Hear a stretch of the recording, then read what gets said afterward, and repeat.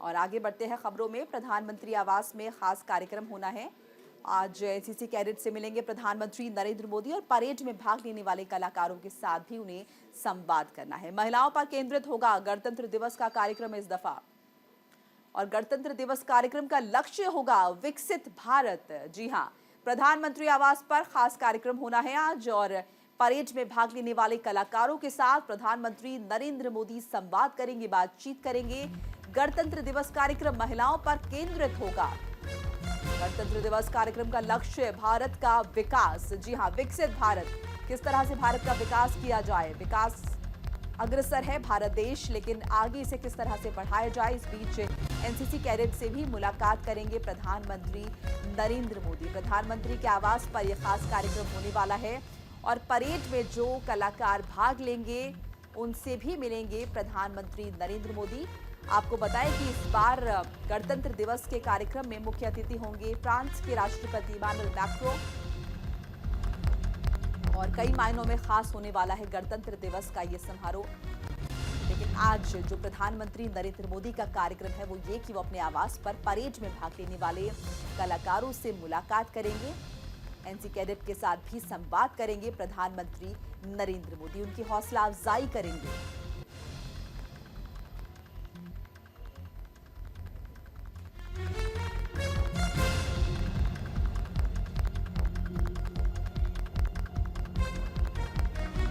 Parade में जो कलाकार भाग लेंगे उनसे मिलेंगे प्रधानमंत्री नरेंद्र मोदी। एनसीसी कैडेट से मुलाकात करेंगे। झांकी कलाकारों से भी मिलेंगे प्रधानमंत्री नरेंद्र मोदी।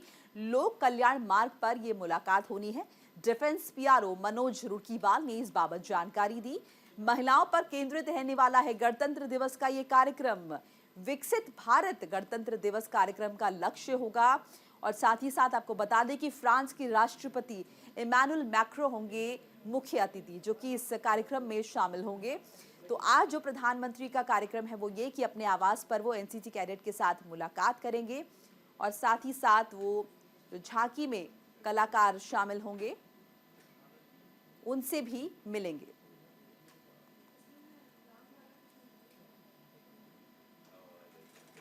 और मोदी सरकार ने इस बीच बड़ा ऐलान किया है। बिहार के पूर्व मुख्यमंत्री को भारत रत्न कर्पूरी ठाकुर को मरणोपरांत भारत रत्न दिए जाने की बात कही गई है, यह ऐलान किया गया है, जिसके बाद प्रधानमंत्री नरेंद्र मोदी ने ट्वीट कर खुशी जाहिर की है। जी हां, मोदी सरकार ने बड़ा ऐलान किया है।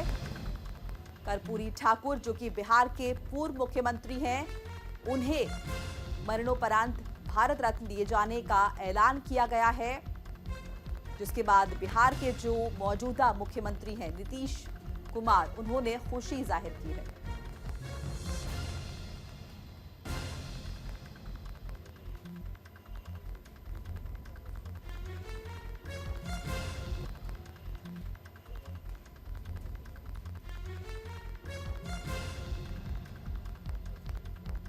और अब आपको बताते हैं कि आखिर कौन है कर्पूरी ठाकुर। कर्पूरी ठाकुर जो है वो 24 जनवरी 1924 को समस्तीपुर के पिथौजिया गांव में उनका जन्म हुआ। 2 बार बिहार के मुख्यमंत्री रह चुके हैं, और 1 बार उप मुख्यमंत्री भी वो रहे हैं। बिहार के पहले गैर कांग्रेसी मुख्यमंत्री रह चुके हैं, और स्वतंत्रता से लेकर जेपी आंदोलन के दौरान अग्रणी भूमिका उनकी रही। पिछड़े वर्गों के हितों की वकालत उन्होंने की, इसके लिए वो जाने जाते थे। बिहार के सामाजिक न्याय का मसीहा उन्हें माना जाता है, और देश में सबसे पहले उन्होंने पिछड़ा वर्ग को आरक्षण दिया। पढ़ाई में अंग्रेजी की अनिवार्यता को उन्होंने समाप्त किया। साथ ही मैट्रिक तक की पढ़ाई को भी उन्होंने मुफ्त कर दिया। बिहार में उर्दू को दूसरी राजकीय भाषा का दर्जा दिया, और जो आर्थिक रूप से कमजोर सवर्णों और महिलाओं के लिए उन्होंने आरक्षण दिया। साथ ही साथ गैर लाभकारी जमीन पर मालगुजारी टैक्स को भी उनके द्वारा ही बंद किया गया। तो गरीबों के मसीहा कहे जाते थे, और अब उन्हें मोदी सरकार की तरफ से कहा गया है कि भारत रत्न दिया जाएगा, जिसके बाद बिहार के जो मुख्यमंत्री हैं उन्होंने खुशी जाहिर की है। देखिए, उनकी जो है अभी आज जो है उनकी शताब्दी हो चुकी है, 2 बार वो बिहार के मुख्यमंत्री रह चुके हैं, और इस मौके पर जो बिहार के मुख्यमंत्री हैं उन्होंने एक बड़ी रैली का भी ऐलान किया है। बिहार के पहले गैर कांग्रेसी मुख्यमंत्री रह चुके हैं कर्पूरी ठाकुर, और स्वतंत्रता से लेकर जेपी आंदोलन के दौरान उनकी बड़ी भूमिका रही है। बहुत इस बाबत वो जाने जाते हैं। पिछड़े वर्गों के लिए भी उन्होंने बहुत काम किया है, उनकी वकालत की है और सामाजिक न्याय का मसीहा उन्हें कहा जाता रहा है। देश में सबसे पहले उन्होंने ही पिछड़ा वर्ग को आरक्षण दिया था, रिजर्वेशन दिया था। पढ़ाई में जो अंग्रेजी की अनिवार्यता थी उसको उन्होंने ही समाप्त किया था और साथ ही साथ मैट्रिक तक की पढ़ाई को भी मुफ्त भी उनके द्वारा ही किया गया था। और अब जब उन्हें भारत रत्न दिए जाने की बात की जा रही है तो ये अपने आप में काफ़ी अहम हो जाते हैं, जिसके बाद कई लोगों ने इसका स्वागत किया है, इस फैसले का मोदी सरकार के। खुद प्रधानमंत्री नरेंद्र मोदी ने भी ट्वीट कर खुशी जाहिर की है और बिहार के जो मुख्यमंत्री हैं उनका भी कहना है कि वो तो लंबे समय से इसकी मांग कर रहे थे, लेकिन अब चूंकि ये फैसला मान लिया गया है, मोदी सरकार की तरफ से ऐलान कर दिया गया है, तो ऐसे में उन्हें भी इस बात की बहुत खुशी है।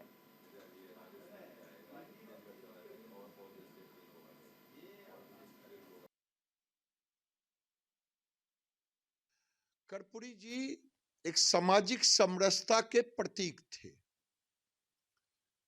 सामाजिक समरसता के प्रतीक जब हम बोलते हैं तो मैंने देखा है जब 77 में बिहार में जनसंघ सोशलिस्ट सबकी सरकार थी, जनता पार्टी, उसमें एक आरक्षण का फार्मूला बना था कैलाशपति मिश्र और कर्पूरी जी मिलकर के। लेकिन दुर्भाग्य रहा कि सामाजिक समरसता के पौधा, वंचितों के आवाज, गरीबों के मसीहा कर्पूरी को अगर किसी ने दरकिनार कर दिया तो लालू प्रसाद यादव ने कर दिया 1990 में आने के बाद। जो रत्न भारत माता के कहीं ना कहीं छुपे हुए थे उनको लाकर बाहर सबके समक्ष रखने का प्रयास जो है वो जारी है।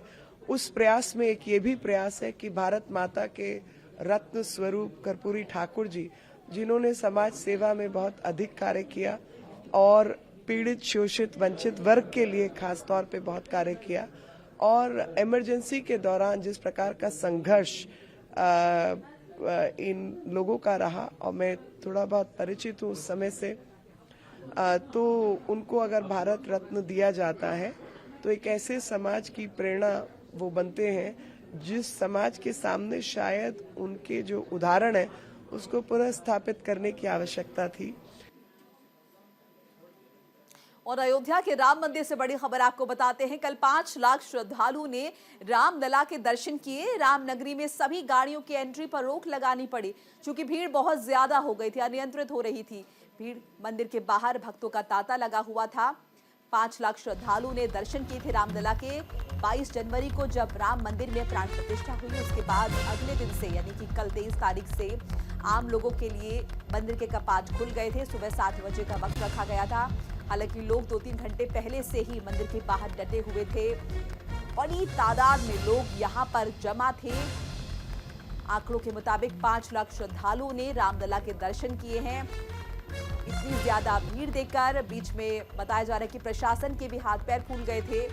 भीड़ अनियंत्रित हो रही थी। हालांकि फिर व्यवस्था को और मजबूत किया गया और भीड़ को काबू किया गया। इस बीच प्रशासन ने अपील भी की है कि लोग फिलहाल अयोध्या ना आए।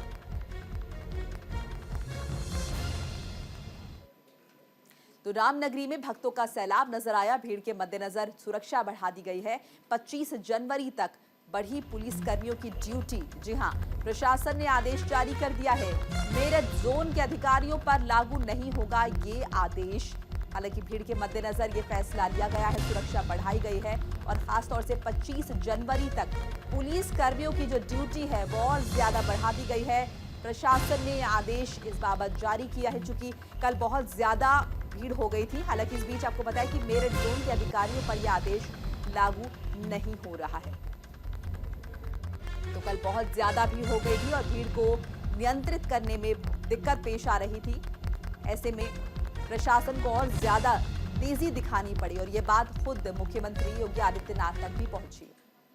और बिहार से बड़ी खबर आपको बताते हैं। पटना में आज होगी सीएम नीतीश कुमार की रैली। कर्पूरी ठाकुर की शताब्दी जयंती पर रैली होगी। सीएम नीतीश कुमार इस बीच बड़ा ऐलान कर सकते हैं। पटना में मुख्यमंत्री नीतीश कुमार की रैली होने वाली है। कर्पूरी ठाकुर की शताब्दी जयंती है आज, जिस पर नीतीश कुमार एक बड़ी रैली का आयोजन कर रहे हैं। पटना में उनकी रैली होगी, जहां पर बड़ी तादाद में उनके समर्थक जो हैं वो जुटेंगे और कहीं ना कहीं से शक्ति प्रदर्शन के तौर पर भी देखा जा सकता है। साथ ही साथ बड़े ऐलान की उम्मीद नीतीश कुमार से की जा सकती है। हो सकता है बिहार के लोगों को आज कुछ तोहफे वो दे, उनकी तरफ से कुछ बड़े ऐलान आज किए जाएं। आपको बताएं कि बिहार के मुख्यमंत्री नीतीश कुमार इन दिनों काफी चर्चा में हैं। कल राज्यपाल से उन्होंने मुलाकात की तो तमाम तरह के कयास लगाए जाने लगे और आज नीतीश कुमार की रैली है, कोई बड़ा ऐलान वो कर सकते हैं। कर्पूरी ठाकुर की शताब्दी जयंती है आज, जिसमें नीतीश कुमार रैली निकाल रहे हैं। कर्पूरी ठाकुर को बड़ा सम्मान दिया जा रहा है मोदी सरकार की तरफ से, जिस पर नीतीश कुमार ने खुशी जाहिर की और कहा है कि हम तो लंबे समय से इसकी मांग कर रहे थे, लेकिन अब सरकार ने बात मान ली है, ऐसे में उन्हें बहुत खुशी है। और असम से बड़ी खबर आपको बताते हैं, राहुल गांधी समेत 3 नेताओं पर एफआईआर दर्ज हुई है। भारत जोड़ो न्याय यात्रा के दौरान ये मामला दर्ज हुआ है। हिंसा करने और भीड़ को उकसाने का आरोप लगा है। मुख्यमंत्री हेमंत बिस्वा शर्मा के निर्देश पर एफआईआर दर्ज हुई है। असम में राहुल गांधी पर यह मामला दर्ज हुआ है। आपको बताएं, फिलहाल असम में है राहुल गांधी की यात्रा और वहां के मुख्यमंत्री ने राहुल गांधी पर एफआईआर दर्ज करने का निर्देश जारी किया था, जिसके बाद उन पर यह मामला दर्ज हो गया है। गैर जमानती धाराओं में ये मामला जो है वो दर्ज हुआ है। राहुल गांधी की भारत जोड़ो न्याय यात्रा, जिसकी शुरुआत मणिपुर से हुई और इसका समापन जो है मार्च के महीने में महाराष्ट्र के मुंबई में होगा। और इस यात्रा का मकसद लोगों से संवाद करना, लोगों के बीच पहुंचना, अपनी बात पहुंचाना। और आपको बताएं कि मुख्यमंत्री शर्मा के निर्देश पर राहुल गांधी समेत 3 नेताओं पर एफआईआर दर्ज हुई है। राहुल गांधी की यात्रा शुरू होते ही विवादों के घेरे में घिर गई है। मणिपुर से इसने नागालैंड में प्रवेश किया था, असम।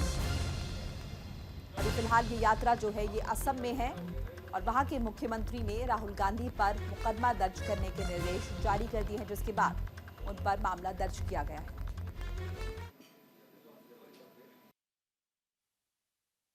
असम के चीफ मिनिस्टर यात्रा के अगेंस्ट कर रहे हैं।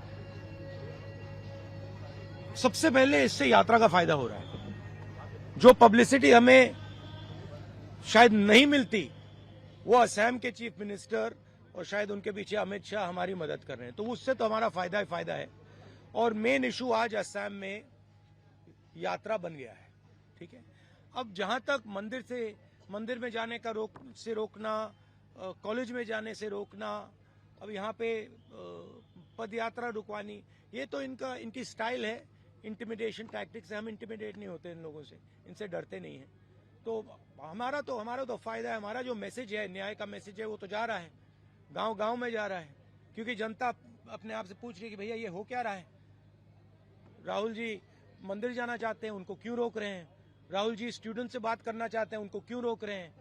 पद यात्रा नड्डा जी की चली जाती है, बजरंग दल की चली जाती है, मगर कांग्रेस पार्टी की नहीं जा सकती। वो ट्रैफिक नहीं रोकते हैं, उनकी तो राहुल गांधी समेत 3 नेताओं पर एफआईआर दर्ज हुई है। धारा 353 के तहत लोक सेवक पर हमले का आरोप लगा है। धारा 332 के तहत लोक सेवक को ड्यूटी से रोकने का आरोप लगा है और चोट पहुंचाने का भी। धारा 333 के तहत लोक सेवक को ड्यूटी से रोकने के लिए स्वेच्छा से गंभीर चोट पहुंचाना। सभी एफआईआर गैर जमानती धाराओं में दर्ज की गई है। भीड़ को उकसा कर रास्ते से भटकाते हुए गुवाहाटी की ओर ले जाने का भी आरोप राहुल गांधी पर लगाया गया है। हालांकि राहुल गांधी का कहना है कि ये सब कुछ साजिशन हो रहा है।